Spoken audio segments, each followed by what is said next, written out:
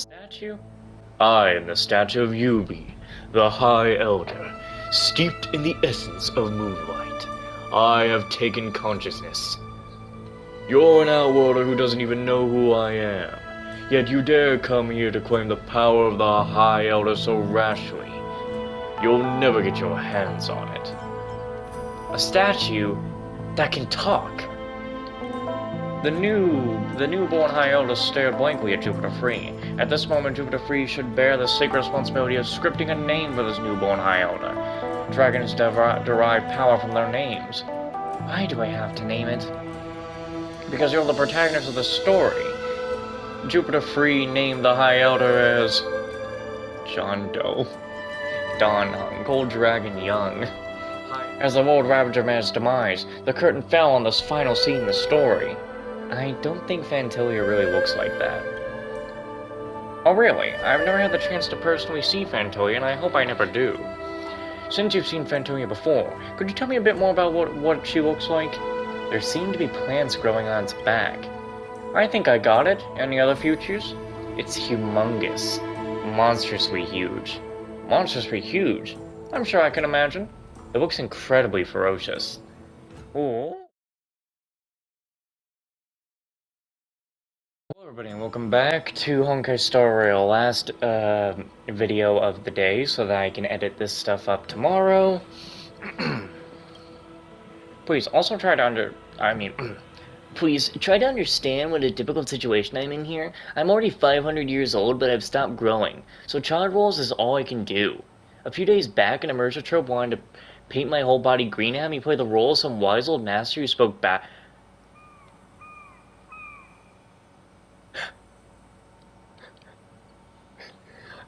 They have another Star Wars reference! Oh my god. Bro, I love Mihoyo. I love these guys. We're in Genshin Impact, we got I hate sand, it's coarse and rough and it gets everywhere, talked by Oranikin. And we got Cold Dragon Young over here, apparently was Yoda. Oh my god. My producer even said that I can revitalize my career. All depends on your adaptation of the story to Immersia.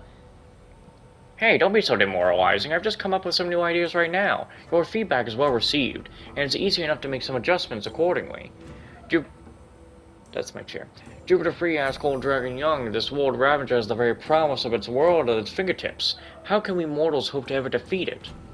The High Elder of the Videotter sternly replied, with all forces combined, we should be evenly matched against the World Ravager, but a divine weapon would guarantee victory. The book implies that Cold Dragon Young retains memories from previous reincarnations, including the secrets of forging such an ancient ultimate weapon. This next scene is called Forging Weapon, Purging Demon.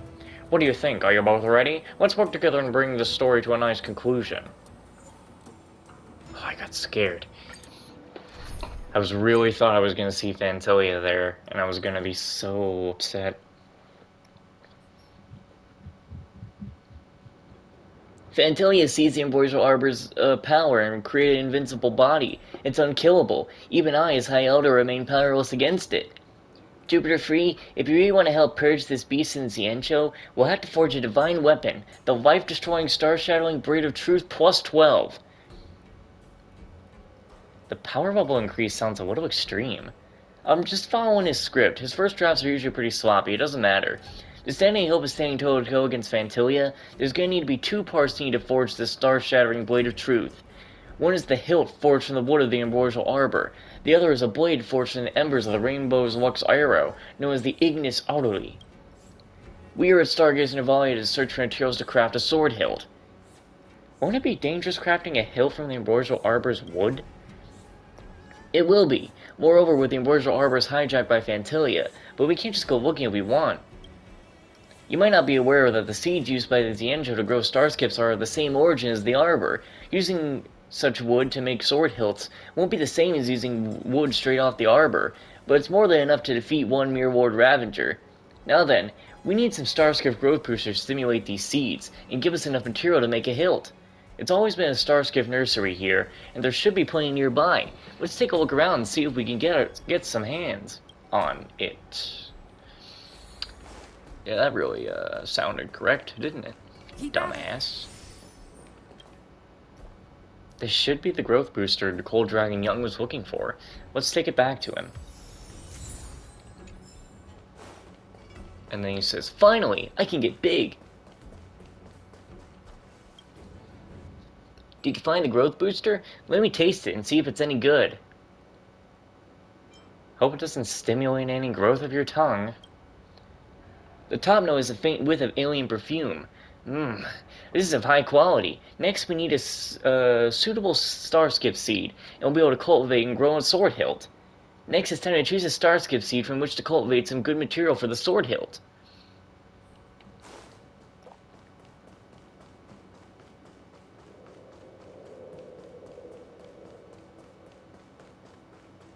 I bet you it's the one that's always furthest away.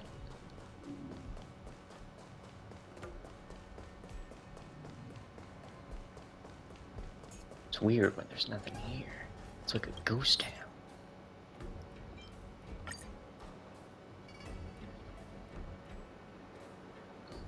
Uh-huh. So he did, didn't he? The seed and the vastly graduating sprout and countless twigs converged into one, as if an invisible hand was weaving into the shape of a hilt. Wonderful! Only a hilt made from the boreal arbor can hope to withstand the rainbow's residual power in the ignis whatever, so it would not harm its wielder. Now let's head over to the Alchemy Commission. If my memories from the previous life are correct, the ignis what, which can cast the divine weapon, is stored over there.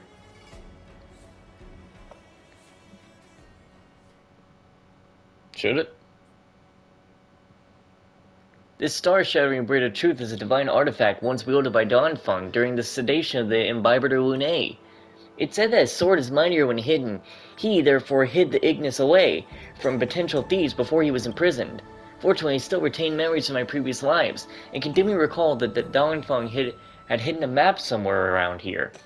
Perhaps we can find this, and the treasure will practically be revealed to us. Let me guess, it's treasure hunting time, isn't it? So what? International Peace Entertainment has shot over 60 films in the Alan Jones treasure hunting franchise.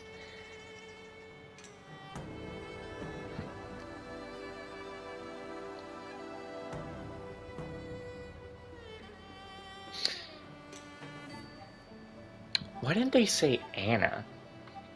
Like, I know they're doing an Indiana Jones reference. Why didn't they say Anna? You know, Indiana?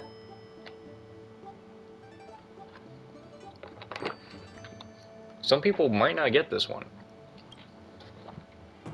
The kids aren't gonna get it. Oh my god! I'm old! I vaguely remember the treasure map to be around here somewhere.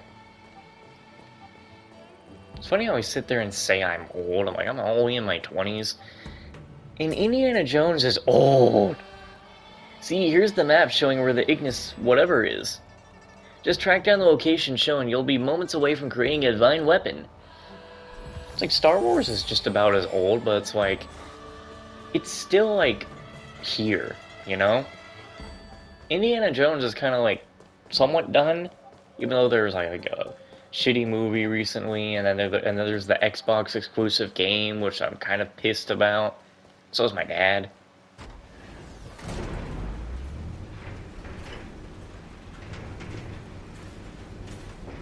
Also, for Troy Baker to be the voice of Indiana Jones in that new Indiana Jones game, like, my guy, he always be getting these good roles. And he does sound pretty good, pretty close to Harrison Ford.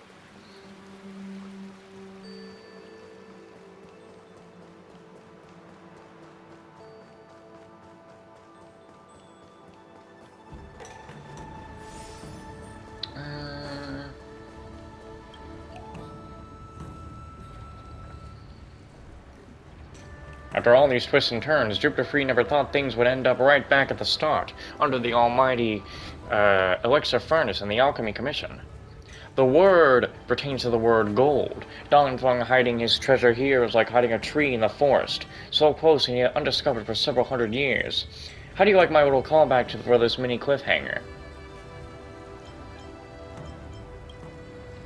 No sooner said than done. Just as Jupiter Free and Cold Dragon Young were about to dive into the elixir cauldron, unearthly Ignis, a group of figures blocked their path. Some good old treasure-guarding villainy, huh? Under the orders of Master Fantilia, I hereby vow to cut you down. How cunning. Realizing Jupiter Free and the others' unusual actions, Fantilia was planning on using the treasure as bait to lure the Nameless into a trap. This devil is delusional. Taste the might of the Lafu Videodora. Come and get it, puny worms.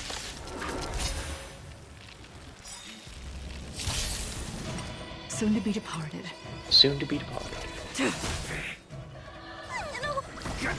Part of me really wonders, like, out of the characters that are coming out in Pikini, like the new area, am I actually going to use any of them on the main team? Because I don't think I want to get rid of Huohua, even if I get Bailu. I don't think I want to get rid of Huohua at this point. I'm not getting rid of Jingliu, not getting rid of the protagonist. Like, Mr. Yang is the only character that I would change out. But it really depends on what these other characters could do that would make me get rid of Mr. Yang.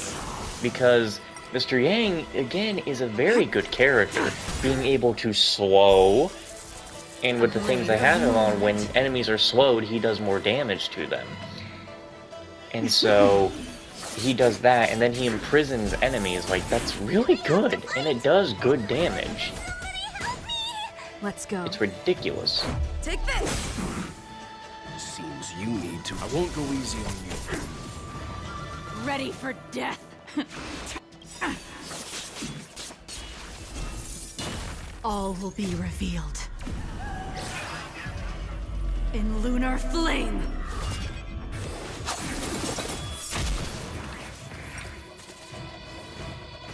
Just a scratch. I'm scared.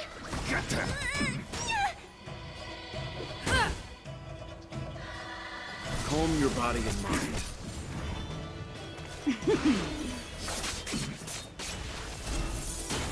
I'm gonna hold everyone back again. Demon, depart! Don't come any closer. Move aside, amateurs.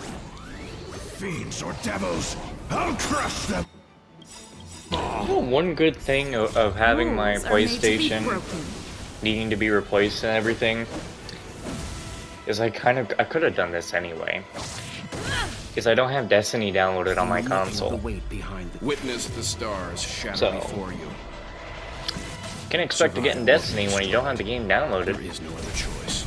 This is our chance. Tedious. Fleeting light. Roaring flood. But of course, when the gosh darn DLC for Final Shape comes out, then I gotta go back into Destiny. Man, I tell you. A blade of moonlight.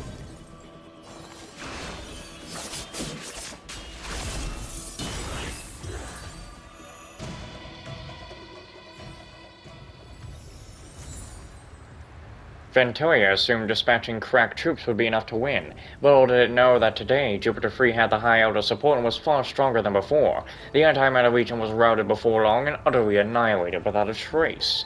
With a flick of his sleeve, the High Elder elegantly moved his hand like billowing clouds, as if communicating telepathically with the huge elixir crucible before him. A strange light burst forth from the crucible.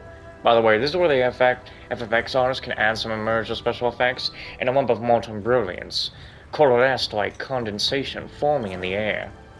This is the Ignis that would cast the star-shattering blade of truth. With the Ignis in hand, the next step was to forge them into an instrument. This arduous task will need a trip to the Artisanship Commission to borrow the creation furnace.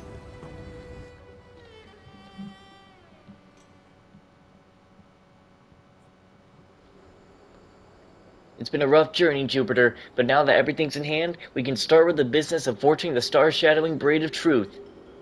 There are 3 conditions we need to meet in order to forge this divine weapon, and the sacred materials we have collected so far only count as 1. Jupiter, do you know what the other 2 are? Some random world-building rules you just made up? Jinyan, is this girl going to be okay on the set? Totally unprofessional. It's okay, my friend. This esteemed guest has rescued the Wafu, and naturally she is no ordinary layperson.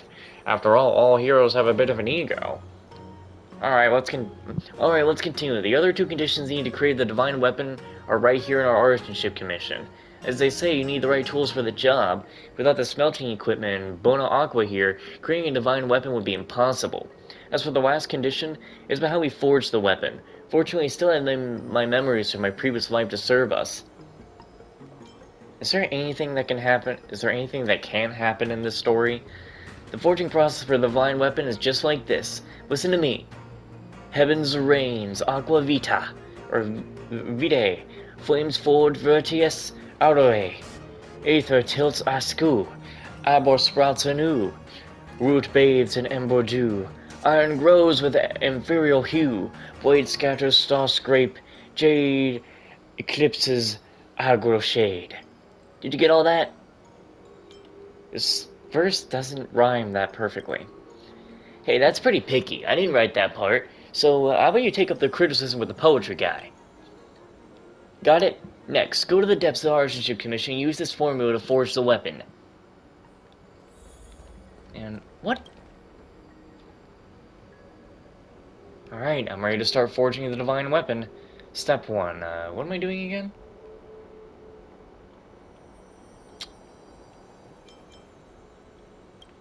Alright, what's the next step?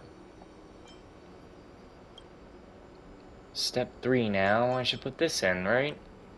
The weapon's almost finished. The next step is installing the hilt. How does that get done again? Oh my god.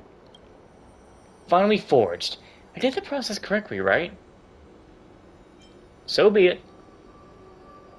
It's been dragged through the mud since the fall of the hammer. I can recast with skill.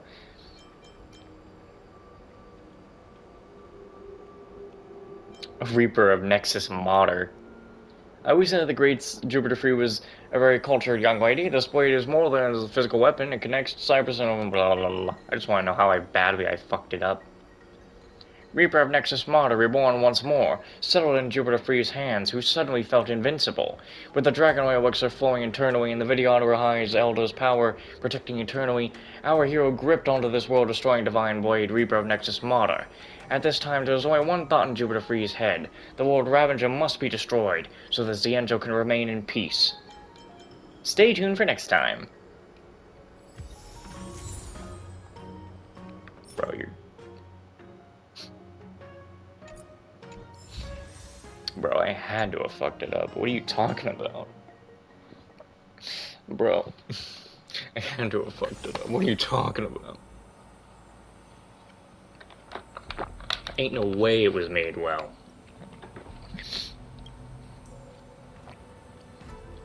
The two heroes plunged into Scale Gorge waterscape, only to see a black shadow enshrouding the ambrosial arbor. It was none other root of all evil, the one trying to overthrow the Xianzhou, Fantilia.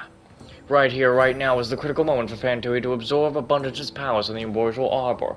The World Ravager sneered, "Reckless ants, accept your fate." Jupiter Free raised the divine weapon fiercely and dropped this line. Hasta la vista, baby! Oh no. Please don't. Please don't. Oh, thank God. Soon to be departed. I was so scared. This is gonna take a while.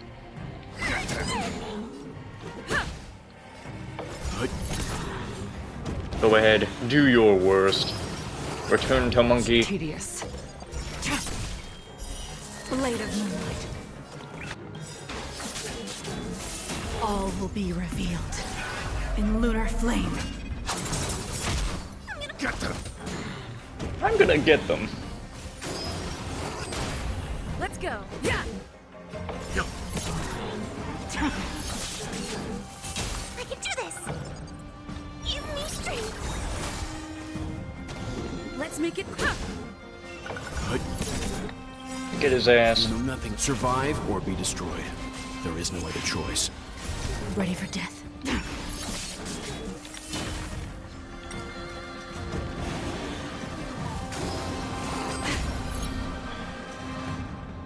And now it will die.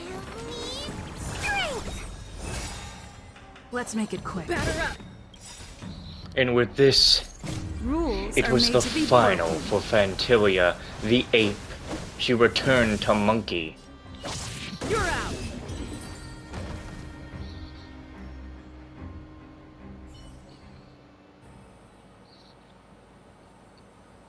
As Venturia's body crashed down, the crisis of the angel walkthrough came to an end for now.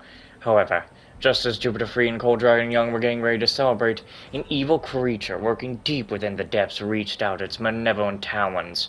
Hold on a second.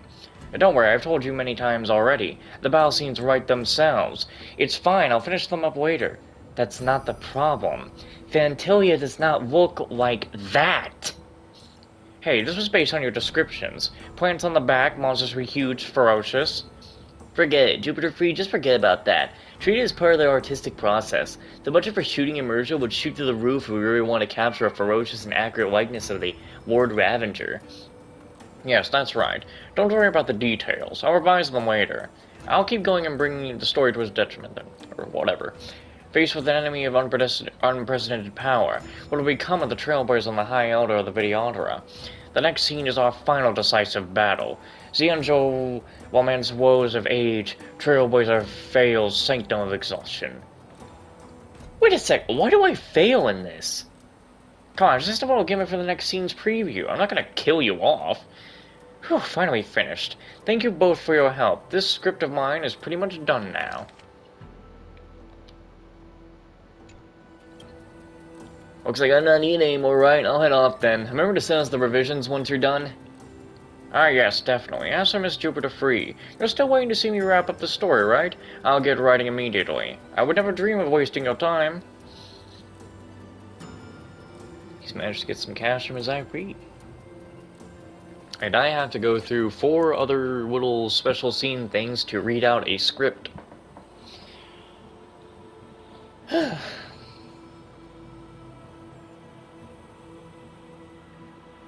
Now the final scene, the epic final of our story, has finally been completed. Xianzhou immense woes of age, trailblazer fails sanctum of exhaustion.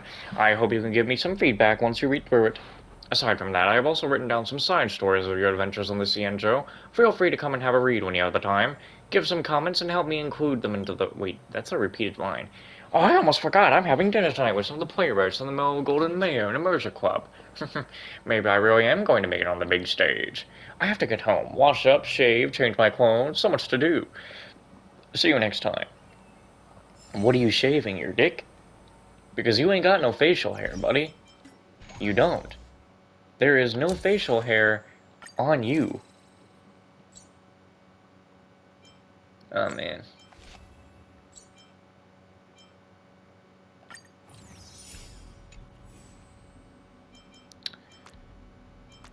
Well. Superior firepower, they call it. Well, I guess I'm gonna go ahead, get these done, knock them out of the way, and then we can read the little story that pops up after they are done. Finished the thing, got all the rewards I needed, and now we can read through this thing. Chapter 1, Calamity Ensnares Commission of Alchemy. And the Alchemy Commission was plagued with threats internal and external. Oh wait, we're supposed to be doing this in the voice of Zing, and the Alchemy Commission was plagued with threats, internal and external. The disciples of Sanctus Medicus were wreaking havoc within, while Abomination and the Ambrosial Arbor loomed beyond. Seeing the crisis, Jupiter Free yet laughed loudly at the companions behind them. The heroes were confused as to the reason of the laughter, and Jupiter Free calmly said, I laugh at the folly of these abominations of abundance, at the idiocy of the master and disciple of Sanctus Medicus. Gwynephon cupped their hands in praise. My sister, you couldn't have said it better. I have heard of your fierce battle against the Ruin Legion on Yawi 6. Even with the help of the Doomsday Beast, the Legion could not escape an overwhelming defeat, and now these abominations and demons have schemed and plotted, yet the best that they could summon was an Ebendir that stands no chance against a mighty warrior such as you. The companions exchanged smiles, the morale renewed afresh. At this moment of high spirits, they heard a whooshing sound in the distance. The disciples of Sanctus Medicus wielded colossal crossbows, firing a steady stream of projectiles in a play to catch the companions off guard. Jingli Yu casually caught the flying arrows and tossed them back at their owners. Screams and screeches rose in tandem, for those dishonorable scoundrels were now having a taste of their own medicine. Welt and Branya looked at each other, and instantly shared the same thought. We must not let the others look down on the two of us. Then they worked their internal chi, made a double jump on the air to fly up, and pounced on the enemy. Of course, the chaos that ensued is another story altogether. It was said that the ebon deer had an hide of iron, hooves of bronze, impervious to the sword and spear, its eyes glowing like burning lamps, and cry whistled throughout the air like a wailing of a terrible ghost. Any ordinary person who encounters such a monster will surely be scared out of their wits. Jupiter Free and her companions, however, were not fazed in the least. Esteemed audience, can you guess why? Because the four heroes in the story each have their own special abilities and unique skills, and the fighting spirit and endurance to match. Defeating the wicked beast of abundance was but a moment's effort. For our heroes, for it is said that Welt stood 8 feet tall and spanned 8 feet across the waist. When they lowered their head to look down upon the ebon deer, it was akin to a giant looking at a child. They had cultivated their martial skills to perfection. The sharpest of blades are futile against such a person. Seeing that its animals could not gore the hero, the deer stomped its bronze hooves on the ground with a howl, and branches of the ambrosial arbor sprouted out in all directions, firmly grasping around Welt's limbs. For a time the two were at a standstill. It was at this moment that Bronya entered the melee. They raised their giant fist, the size of the Ruaton's hands, and pounded relentlessly. The monster's hide was thick, but a moment had not passed before the shock from Bronya's heavy blows developed grave internal injuries, and blood flowed from the nostrils. At most can guess internal injuries don't always have external manifestations, though there was an area scratch on the skin of the beast. Its insides were already beaten to a rotten pulp. The ebon deer would not last more than a few years with such wounds, but Jupiter Free knew that all well about such a monstrosity, though mortally wounded, could not be allowed to roam freely and terrorize the citizenry. With a gesture from Jingweyu sprung into action, the sword in their hands, spinning at it to dispatch the vines grappling Welt. With a flash of a sword and flick of the wrist, Gwynnethon dashed straight towards the enemy and sent the ebon deer to the ground with just one blow. As it turned out, the beast was susceptible to fire, and Gwynnethon was a seasoned fire user. Quick as a lightning flash, this monster had stricken fear in countless clouds. Knights fell to the ground at the hands of our heroes, never to rise again. It is said the High Elder Cold Dragon Young was the living embodiment of the nature's pinnacle, and the breathing and epitome of a heaven's zenith, and was sent by divine destiny. What is going on? Something was getting stuck in my throat there. Anyway, it was sent by divine destiny to be born in the mortal world. Jupiter Free reckons a diamond must be cut and polished. Oh no, wait, it's her. A diamond must be cut and polished before it can shine. Without a wise teacher and good friends, Cold Dragon Young will join the dark side and follow in the footsteps of the predecessor, Imbibitor Lune. Though Jupiter Free had no blood relation to the High Elder, they had the responsibility to raise the High Elder, and so she summoned their four companions to inquire about educational strategies, desires of giving a bright future to the young High Elder, Cold Dragon Young. Welt said, "This is the furthest leader. This is the future leader of the Vidyadhara. If he's not mastered the art of the warfare and combat, how can he live up to the mandate of heaven or claim earthly glory by war? How will he maintain his power over his people? I hear that General Jing Yuan excels in the art of war, is the sword champion's disciple. Why not ask the general to be the teacher?" Bronya said, "That won't do. How can the cultivation of the outstanding person be confined to slaughter? What about Lady Fushuan, Master Diviner of the Divination Commission? The one who also is known about Omnitia spares none. She is a genius at tactics and strategy, and also literate, and whatever that is, to a fault. She even possesses the hobby of desiring to be everyone's teacher. If Master Diviner Fu can be the teacher, Cold Dragon Young will become adept in the ways of cosmos and otherworldly affairs." Jingweyu shook their head heavily. "It's said you need a famous teacher to train a great student. How can a hero be cultivated by such mediocre characters? If I may offer a better suggestion, I have caught wind that there is a certain genius named Madame Herta, whose space station orbits the blue. She's even gained the favor of Nos, the Wisdom Maker, and reached the level of becoming their emanator. Her domain, the space station, is home to 72 sages, 3,000 researchers, and more curios than could even be counted." Jupiter Free could inform Herta that Cold Dragon Young is a curio from far across the stars, and ask her for audience this way. When you meet her, convince her with rarity and appeal to her with cuteness. That would surely pique Madame Herta's curiosity and make her eager to become Cold Dragon Young's teacher. Gwynneth sat and pondered deeply with her eyes downcast, and after a moment looked up and said, "As the old saying goes, he who dwells with the virtuous will become virtuous. He who dwells with the wicked will become wicked. I heard that Yaweevo 6, there's a miracle child called Pitchtar Cook the Great, who is wise beyond her years. She even recruited persons of upstanding character to form a gallant group called the Moles. Being tutored by an adult would surely spoil Cold Dragon Young's childlike innocence and simplicity. Why not entrust him to the Moles and let him grow into his own person in a natural way, spending his childhood in careless play? So what does Jupiter's Reef think? When it comes to preschool education, aren't the Moles the best?" After hearing everyone's eager contributions of nonsense, Jupiter Free firmly believed that the combined efforts of their companions and Cold Dragon Young's innate talent, they would surely be able to rise. After that, it's pretty much just, this. It's not really as funny now because they don't have dialogue of the other characters. So,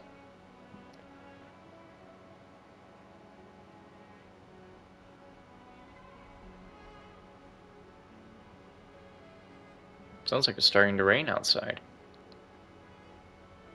She yelled, "I'll be back." Well, that's it. That's the whole event right there, that thing. So, we have that done. Why do you want me to go? I'm already done. No! Please, no. Get this out of the way. Okay, so, we have that done now. The only thing I have to do next time I record the game is start getting to work on this. Because next time I get on the game, I'm going to go and do things that I hadn't done yet. But next time I record the game, I'm going to be doing this. Well, this, to get to this. So thank you guys so much for watching, and I will see you in the next one. I have actually just remembered that I need to go into The Last of Us Part 2 right quick, the remaster, to do the daily run.